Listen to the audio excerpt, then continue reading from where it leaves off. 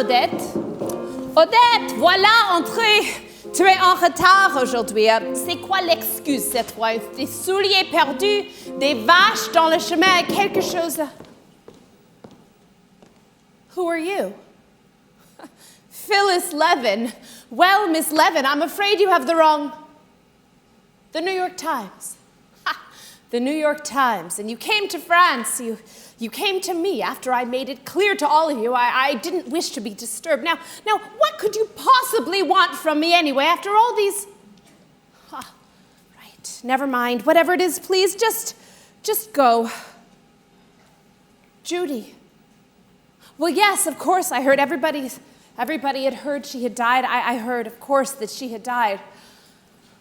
An article about Judy, of course, but why me? After all, Judy and I, we haven't spoken in... Rivals. No, we were never rivals. We were friends. We were children. Ancient enemies. Ancient enemies. Well, first off, I'm not ancient. I have been gone from Hollywood almost 20 years, but I'm not even 50 yet. And enemies, I told you it wasn't that way at all, but you've got that look. Judy was the same. You're writing it anyway, aren't you? With or without anything from me. Right. Your career. Anything for your career, of course. Again, just like Judy. But then... Judy always did like a good story, especially if it was a story about Judy. All right, wait, don't leave. Sit down, take off your hat, have some tea. I'll tell you my story. Well, our story. The story of two Ingenues with two very different lives. All right, well, if we're doing this, we may as well do it right. I haven't pulled this thing out for almost 20 years. All right, so... My story begins back in 1921. Well, 1922, actually, if you ask the folk at Universal who tried to keep me 14 years old for as long as possible.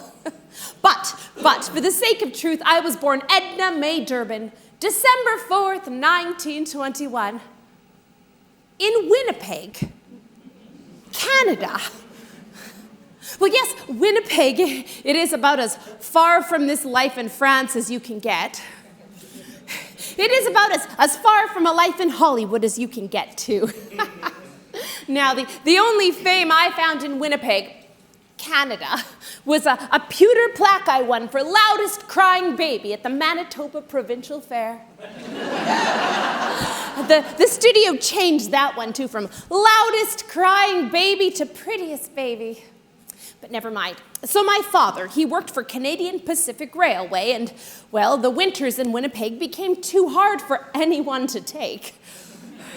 So he moved with my mother, my older sister Edith, and we all moved down to California when I was about 1.5 years, and...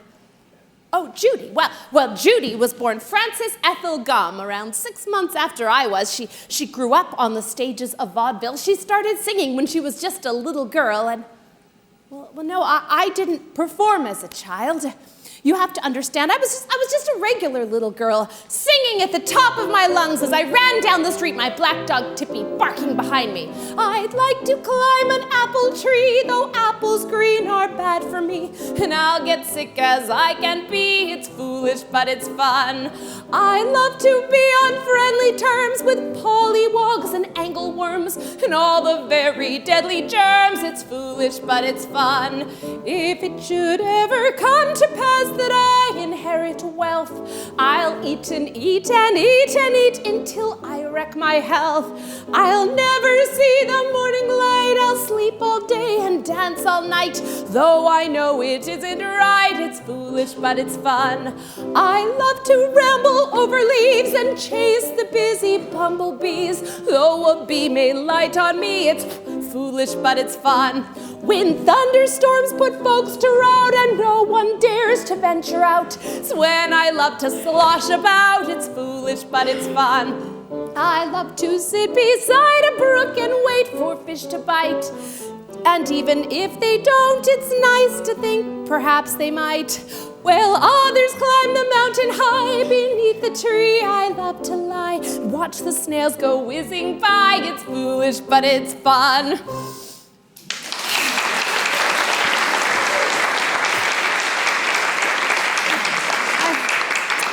I don't suppose you've heard of Ernestine Schumann Hank. Well, nobody really has anymore. Anyway, here. This is the voice of the world's greatest contralto. Born in Czechoslovakia, educated in Germany, sang at the Metropolitan Opera in New York. She's the reason I became a singer.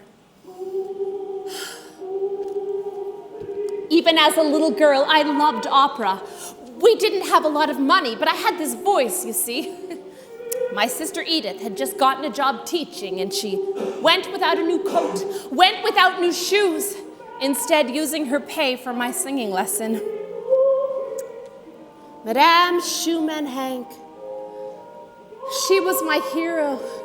Madame Schumann Hank, she was my idol.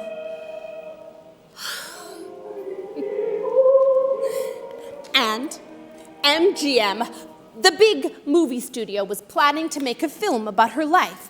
And well, for the movie, they needed a young girl to play Madame Schumann Hank in her youth.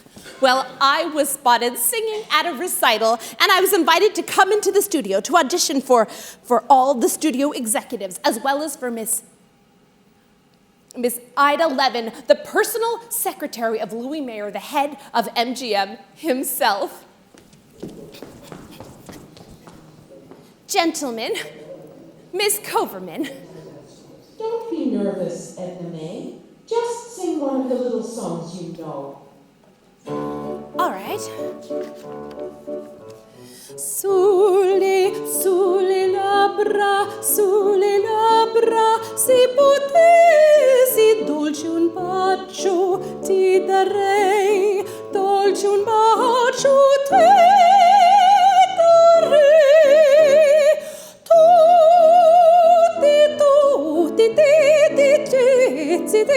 Dolcezza amor, tutti ti ride l'amor.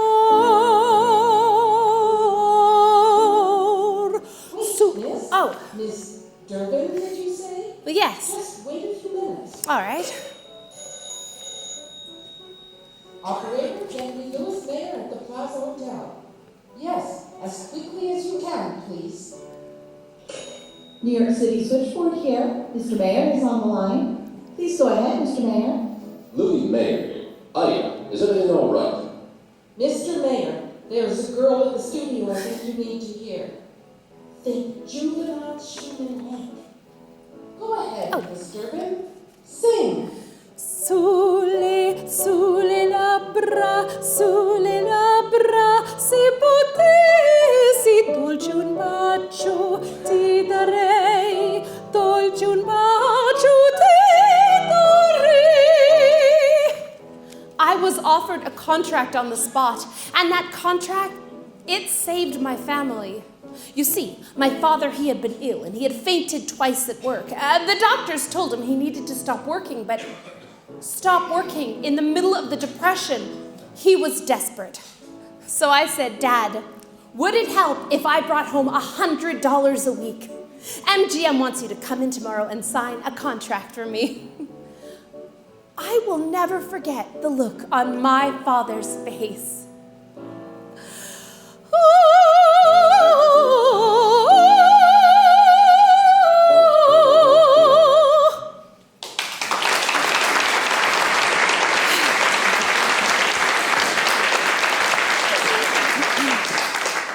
Signed to a movie studio. I was ready for a life of flashbulbs, autographs. But instead, Madame Schumann Hank fell ill. The movie was canceled, and I was sent to school. You see, the law in California at that time stated that movie children needed to have at least 3 hours of schooling a day. And MGM had their very own school right there on the back lot. My classmates included Mickey Rooney, Peg Ryan, Nan Gray. So just imagine what it was like. So one day I was this little girl sitting in the movie theater eating popcorn and watching Nan Gray in Firebird. And the next, she was sitting beside me in school, cheating off me in arithmetic class. Anyway, it was at the MGM school that I first met Judy, and well, no, I didn't hate her on sight. We were best friends. You see, we were hired when we were both 13, about the same time, and back then in the movie studios, they wanted you 5 or 18, with nothing in between. So the studios didn't know what to do with us. They paid us each $100 a week to play hopscotch, jump rope, eat ice cream. We even made each other these pet names for each other. Judy would call me Tippy after my little black dog, and I called her Molly Malone after this Irish song she loved. In Dublin's fair city, when girls are so pretty, 'twas there that I met my sweet Molly Malone. She pushed her wheelbarrow through streets broad and narrow, crying, cockles and mussels, alive, alive, oh, alive, alive, oh, alive, alive, oh, crying, cockles and mussels, alive, alive, oh. And then finally, they put us in a movie. Well, a short, 11 minutes long, called Every Sunday.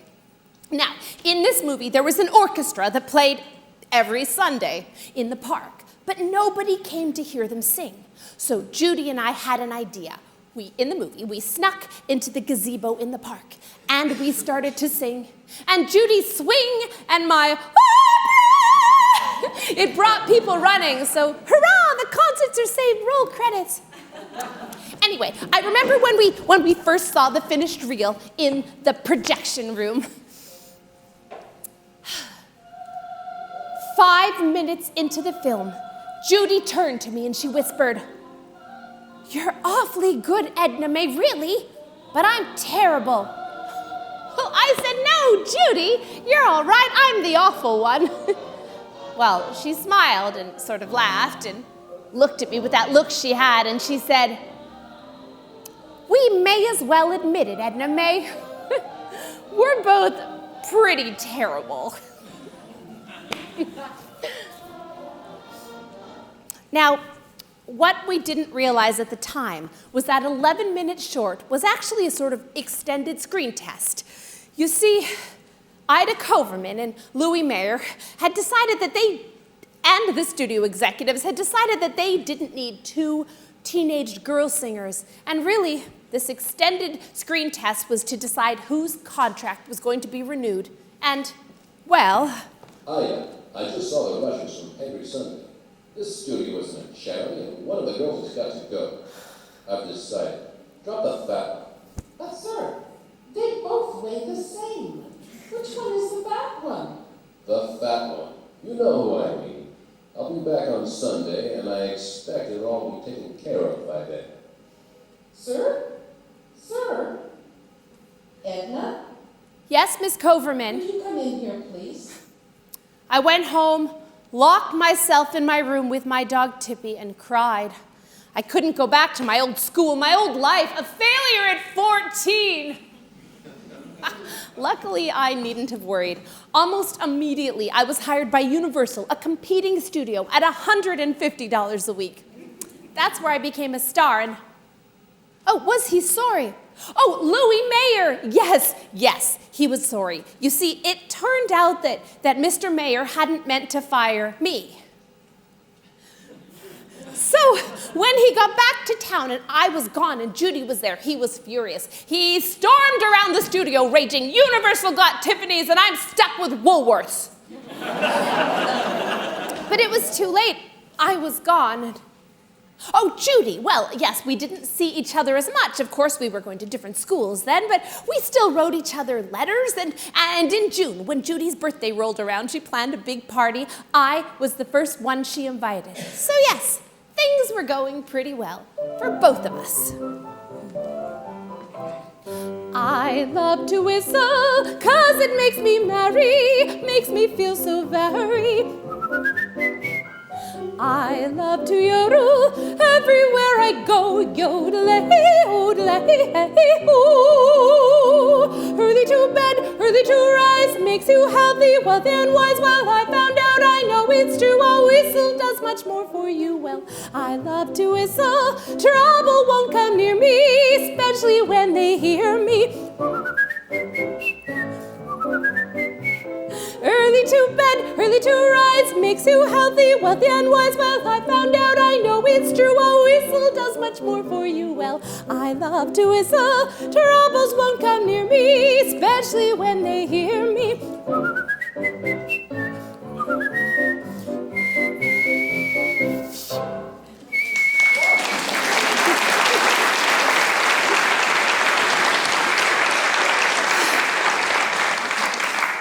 The casting director at Universal, Rufus Lemaire, decided to make me a household name. Well, not me, Edna May. Me, Deanna Durbin. It's more glamorous, you see. So, the first thing he did was he took me to see his good friend Walt Disney to audition for the singing voice of Snow White in his new upcoming animated feature, Snow White and the Seven Dwarfs. Well, Mr. Disney had me audition behind a screen. And as soon as I had stopped singing, he turned me down flat. He asked Rufus, "Why did you bring me a 30-year-old? I was 14. But anyway, this gave Rufus an idea. He decided to put me on the radio on Eddie Cantor's new show, Texaco Town. Well, Eddie said no at first. And you can't blame him. After all, everyone knows lantern-eyed Eddie Cantor, and nobody knew who I was. But Rufus Lemaire offered to pay my fee, and he gave me a chance. After that first day I sang on the radio, 4,000 letters arrived at the studio, most of them addressed to that sweet little girl who sings with Eddie Cantor.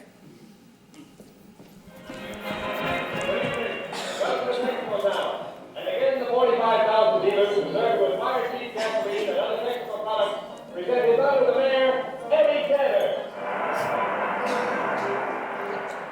Last week, little Deanna Durbin sang a hot show, and thousands who heard her refused to believe that this child with the operating boy is only 13 years old. 14. In my words, it's true. Deanna's barely 13. Almost 15. Just saying. Oh, I can't help singing of a promise that April is bringing. Oh, I'm floating along on the crest of a song. There are bells in my heart and they're ringing. Can't help crowing. Folks don't like it, I know, but I'm glowing. I don't care what they say. Love affects me this way, and I've gotta keep singing all day.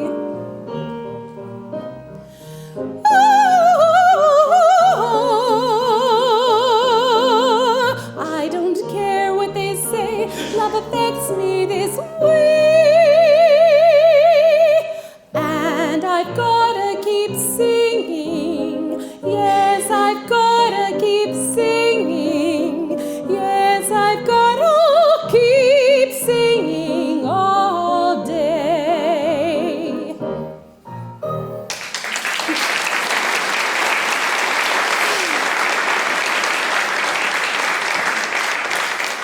And then I finally got cast in a proper movie, Three Smart Girls. You see, the movie's producer and director, Joe Pasternak and Harry Koster, worked in Berlin at the Universal Studios there. But in 1933, when Hitler started to rise, they had to get out. They went to Vienna, they went all across Europe. They ended up back in California at the Universal Studios there. But Carl Laemmle, the old head of the studio, was out. And the new head didn't want these two refugees working for him. But they were under contract. He couldn't just toss them out. So what he did was give them just enough money to make a B movie, a flop so awful that no one would bat an eye when their contracts were revoked. They knew this. Everybody knew this, but they didn't give up. And they gave me a chance. When we started filming the movie, I was listed 9th in the cast list. But by the time the movie came out, my name was at the very top in giant letters and in lights. And the movie was a hit, and I was a star. I later heard the night the movie came out, Judy cried. The next day, she went to see Louis Mayer at the studio. She said, "I've been in this business a decade and a half, and Deanna's a big star, and I'm nothing." Well, I may have been a big star. I may have been just as important to Universal as Greta Garbo was to MGM. But the next time June rolled around and Judy planned her next birthday party, no invitation came for me. She is a little girl with pink cheeks and school books under her arm and a candy bar in her pocket. She is Jenny Lind in short socks. She likes vanilla ice cream, but she can sing a Puccini aria as well as, or better, than any soprano on the screen. There is nobody like her in town. She is, as they put it mildly in Hollywood, sensational. I saved Universal Studios. Nobody knew it at the time, but they were almost out of money. They were about to close down. But after the success of Three Smart Girls, and after the success of my second movie, 100 Men and a Girl, they had all the money they needed. And I was a star. All right. When I was 16 years old, in the middle of the Depression, remember that, I was making $5,000 a week, with a $100,000 bonus whenever I made a movie.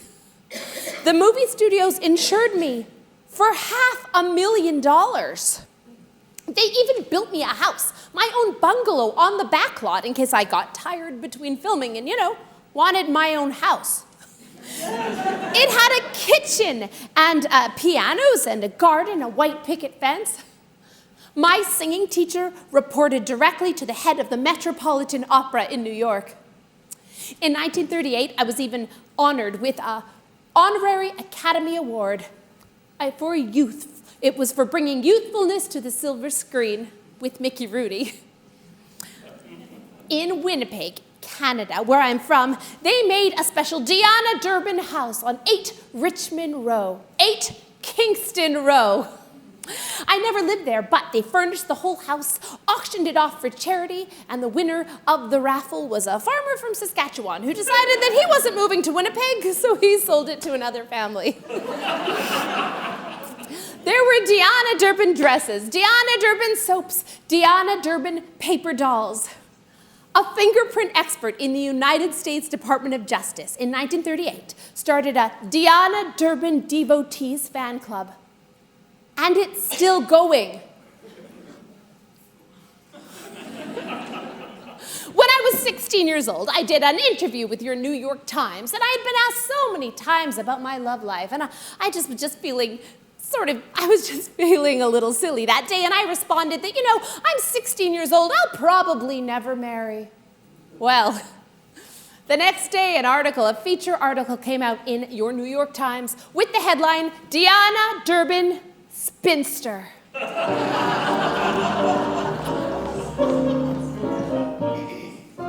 Round and round and round and round the turntable goes, and on comes a tune that you feel in your toes.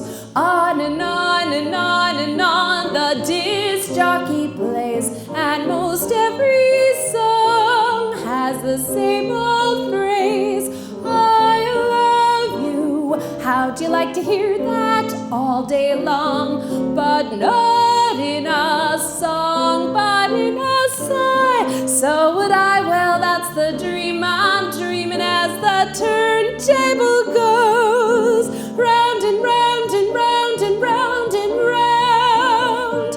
I love you. How'd you like to hear that all day long? But not in a song, but in a sigh. So would I, well, that's the dream I'm dreaming as the turntable goes. Round and round and round, round and round and round, round and round and round and round and round.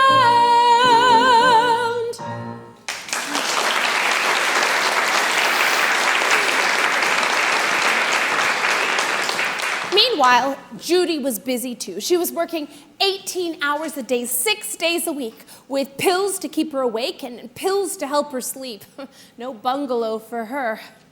But finally she got her chance. MGM went ahead with this movie they had been planning for a while, a remake of the 1925 silent film, The Wizard of Oz, which in turn was a remake of the 1920 silent film, The Wonderful Wizard of Oz. Well, no, Judy wasn't their first choice, but 20th Century wouldn't release Shirley Temple, and I wasn't available, so it fell to Judy. And she was marvelous, and it was spring. And in the immortal words of Tennyson, more or less, in the spring, a young girl's fancy lightly turns to thoughts of love. But you see, both Judy and I had spent far too much time on a movie backlot to be satisfied with loving a young man.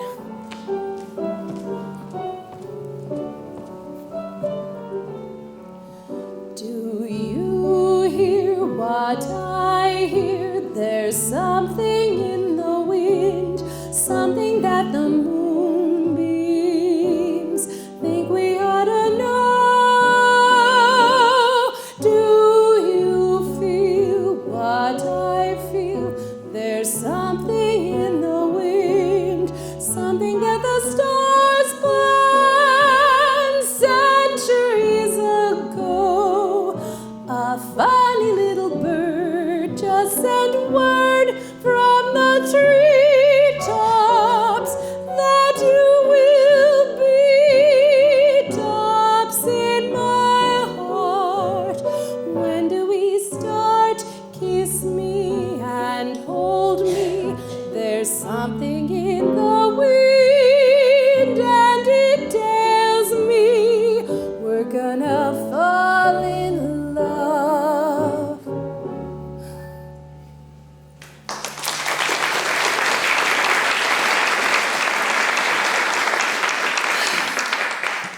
I had my first screen kiss when I was 17 years old in the movie First Love. Now, this was such an important occasion for the world that even though a war had just begun in Europe that threatened to engulf almost the entire globe in a conflict, it still made front-page news in the New York Times.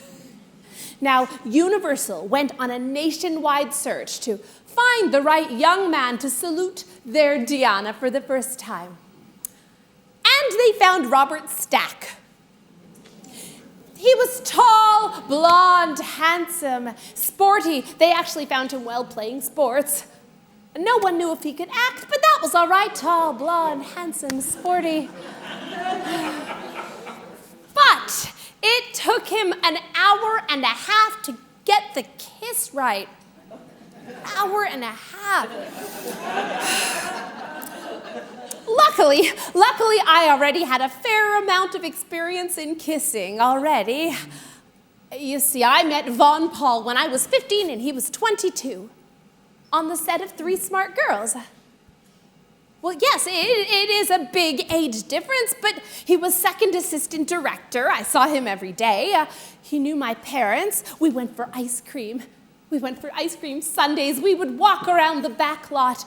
We planned a huge wedding, 900 people. Judy was invited. Of course, we invited everyone from the caterers to the movie studio executives. The newspaper called us the ideal Hollywood couple, the perfect love story. It didn't even last 2 years.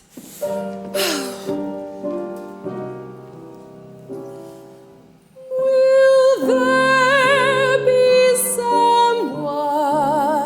someone to care for me, who'll never scold me and hold me tenderly? Will someone ever sing me a love song?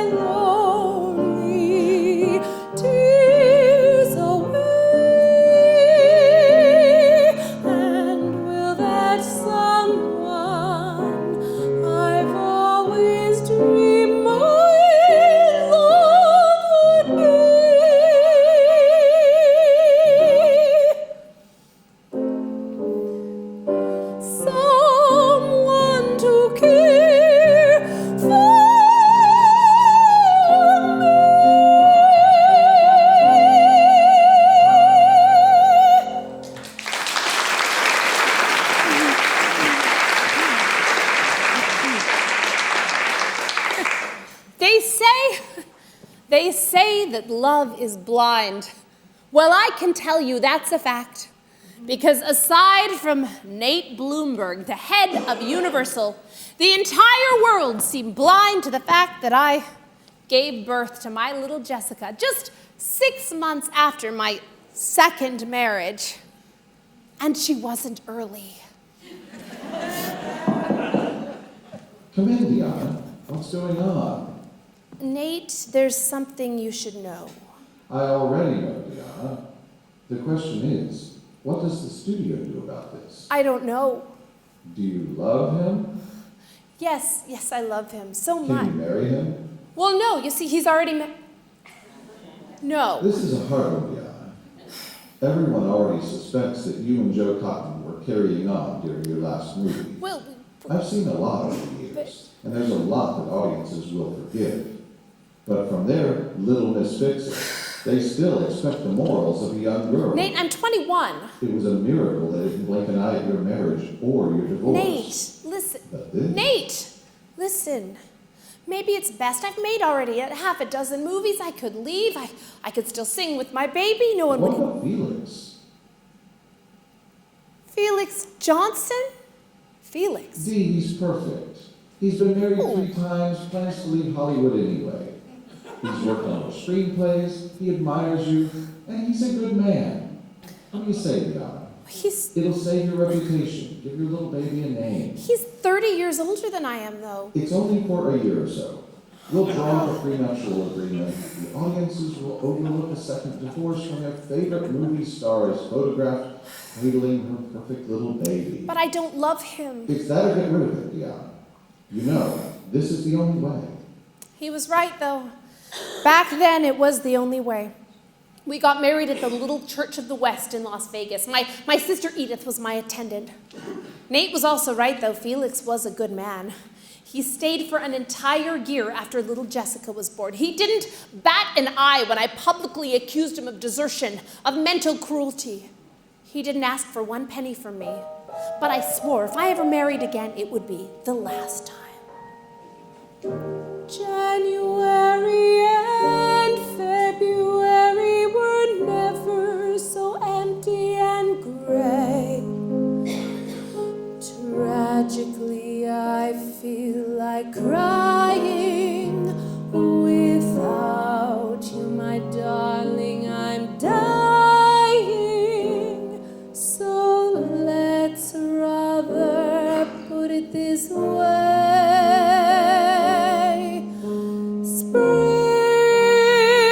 Spring will be a little late this year, a little late reviving my lonely world over here. For you have left me, and where is my April of old? You have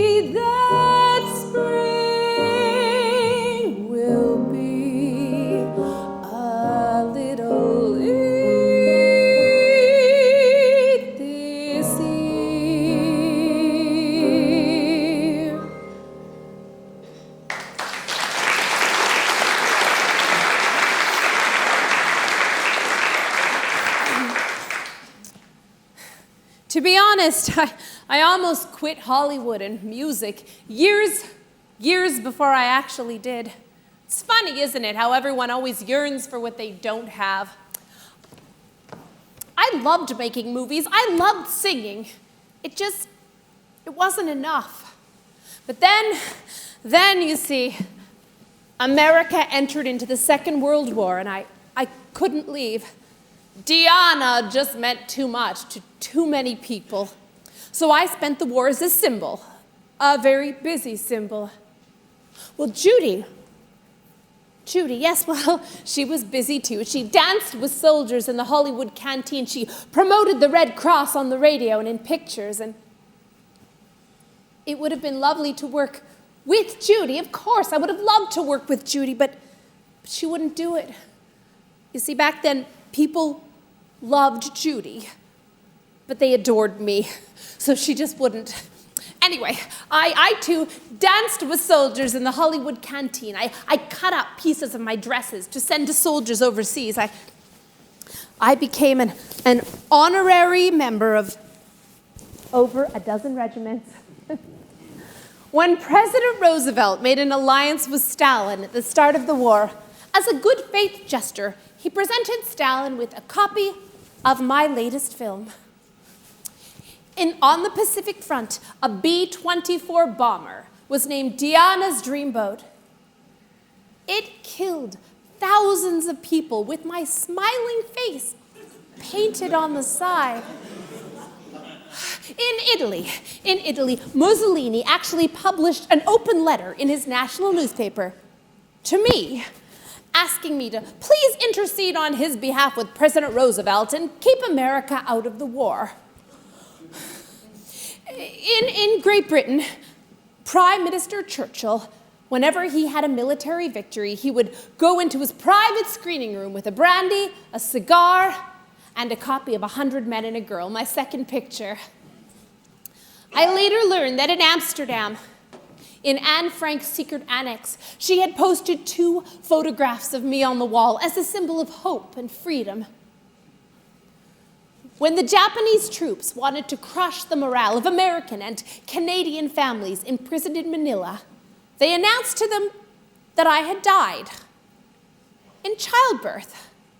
Now, these prisoners were living under terrible conditions, but they still held a memorial service for me. It was a full 3 years later when a makeshift radio pulled in a broadcast from San Francisco, and they heard me singing, live, very much alive.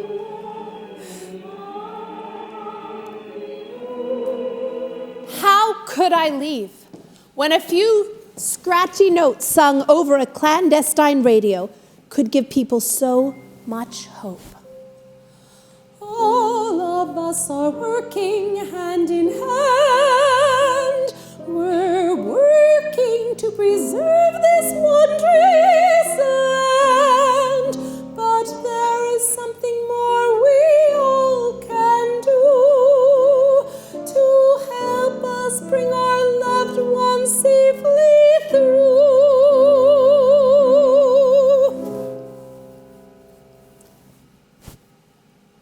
Say a prayer for the boys over there.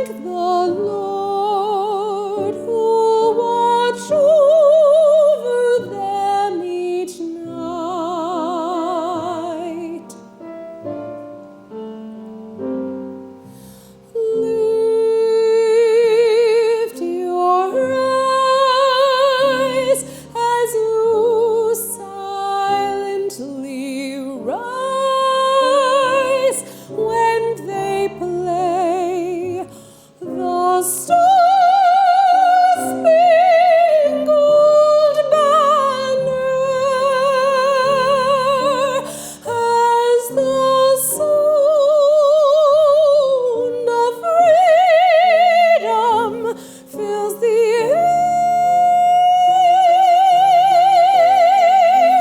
Say a prayer for the boys over there.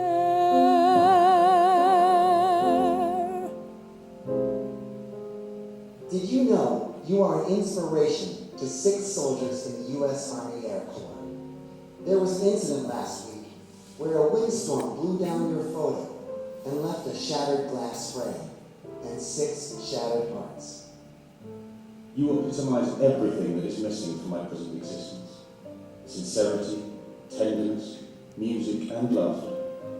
I am a tank driving instructor in the British Army, and after a day of struggling through seas of mud, it's just a little piece of heaven to be able to visit the garrison cinema, see you, and feel the sweetness and peace that surrounds you. I'm a truck driver with the machine gun battalion of the Australian Imperial Forces, and my truck, the engine sings so sweetly that I decided to name the truck Deanna after you. Lift your eyes as you silently rise when they play the star-spangled banner and the sound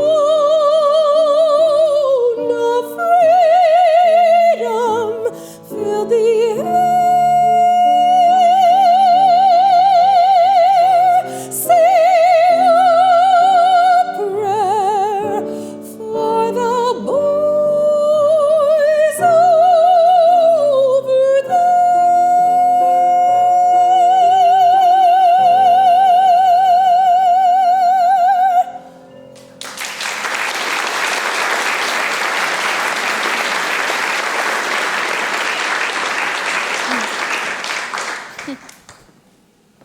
If it hadn't been for the war, I might simply have just left Hollywood. Stopped making pictures, but still sang. After all, the Metropolitan Opera still wanted me. Another career was waiting. I just couldn't. I only had so much more of myself to give. And I was tired. I was so tired. Tired of flashbulbs. Tired of autographs. Tired of Deanna. I could see how fame was tearing Judy apart. She was in and out of rehab. It was clear that MGM was running out of patience with her, and I didn't want that. I wanted a home of my own. I wanted a normal life for my little Jessica. I wanted Charles. In love again, yes. Charles David, 16 years my senior, directed me in 2 pictures, and, well, Come in, Deanna. You'll be pleased. The script is almost complete for your next picture. Nate, we need to talk. Is that a ring I see? Happy news, right? Yes, happy news. Charles and I are getting married. That's fine. In Paris. It's beautiful there at wintertime. And we're not coming back. Excuse me? We're not coming back, Nate. There won't be a next picture. It's time for me to stop acting a life and to start living one. And besides, the wedding had to be moved a bit sooner than expected. Again. Do you love him? I do. So much. I really do. You know, Deanna, your contract isn't up yet. You owe me 3 pictures. I could sue. You could, Nate, but you won't. I saved you. I saved your whole studio. Just let the contract run its course. Consider it a wedding gift. Deanna. Nate, I have been the perfect daughter for millions of moviegoers for a decade and a half. It's time. It's time to let me grow up. Besides, think of the headlines. Movie star retires to life of Parisian obscurity. It'll be great. I'm gonna miss you, kid. You'll remember me over there in France? Oh, always.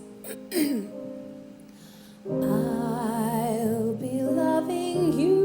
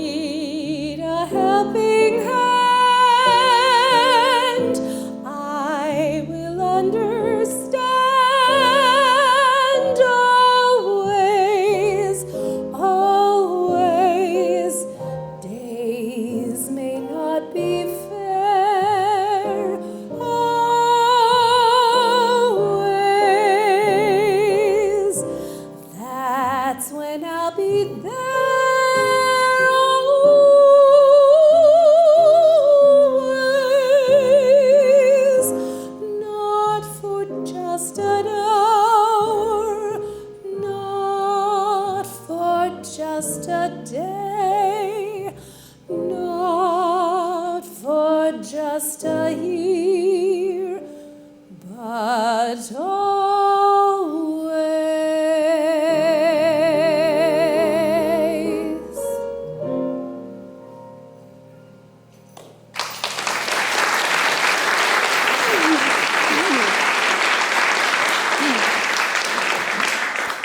When Charles and I married, we made a deal. My husband would protect me from mosquitoes and spiders and reporters. And in return, I would protect him from lions and tigers and dinosaurs. And until today, we both came through. After all, I don't know how long it's been since I've talked to a reporter or posed for a picture. And it's been simply years since a dinosaur has breathed down my husband's neck. Oh, Judy, well, after I left Hollywood, we lost touch, really. She thought I was mad for leaving. She told everyone who would listen. She even told Jack Parr on the air in front of millions of people that I was crazy for leaving. I'm sure you heard how her life went after that, in and out of rehab again. 5 marriages. Her 5th marriage was just a few months ago. If I had known that nobody would go, if I had known what fame would do to her, I would never have... Oh, nothing. Nothing. I'm just tired. I think it's been a long day, a lot of memories. Yes, one last question, of course. The Wizard of Oz. It's as I told you, 20th century wouldn't release Shirley Temple, and I wasn't available. So it fell to Judy, and yes, that is the entire story. Miss Levin, thank you for coming. In the end, it probably was the right decision, but I think it's time for it to end, yes. And look, when you write about me, when you write about Judy, please just be kind. Okay. She was smart, just like Judy, and she guessed it, I think, about what really happened with the Wizard of Oz.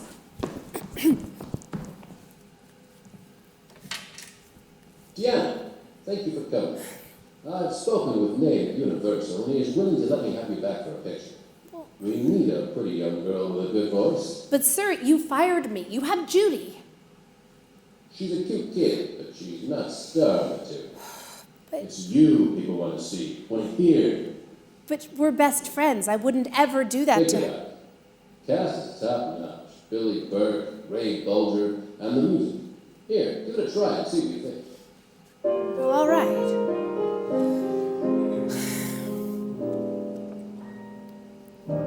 Somewhere over the rainbow, way up high, there's a land that I've heard of once in a lullaby.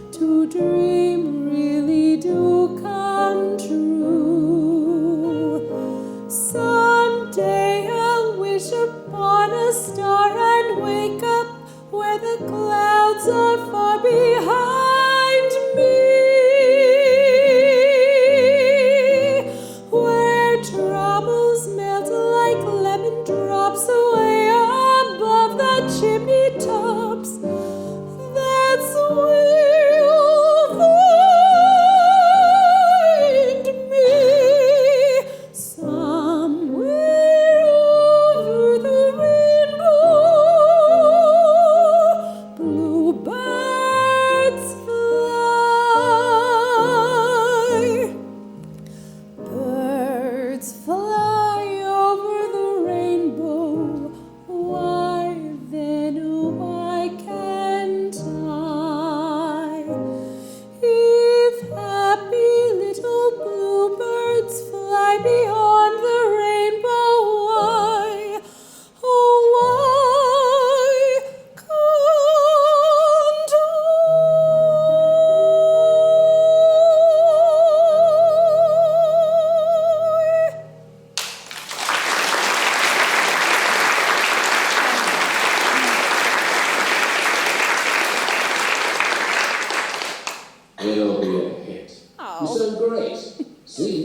My little hunchback Judy is cute, no? Well, when that horrible man called my best friend a little hunchback, I told him to take his part and stuff it. And I knew Judy had already put up with him for so long. I figured she could put up with him a little longer, just long enough to make the movie, right? And then we would both be stars. We'd be equals. In Judy's mind, we could be friends again. But that didn't quite work. She was never quite as famous as I was. So I thought if I just gave things some time. But then we ran out of time. We ran out of time. Old friends, right? Anyway, I have to put this all away. The afternoon is getting on. Charles will be home soon. I've spent the entire afternoon trysting with ghosts. Louis Mayer, Nate Bloomberg, Felix Johnson, well, Judy, of course, and you. You are as much a ghost as any of the rest of them are. Deanna, we made the right decision, right? To leave, to stop. It's been a good life. It's been a happy life. And anyway, there's no looking back now, not really. There's no looking back now. But maybe before I put it all away one last time, one last song. After all, Judy made mistakes. We all make mistakes. But to me, in my memory, we will always be these two young girls running hand in hand down the sunlit paths of the backlots of old Hollywood on the road to a dream.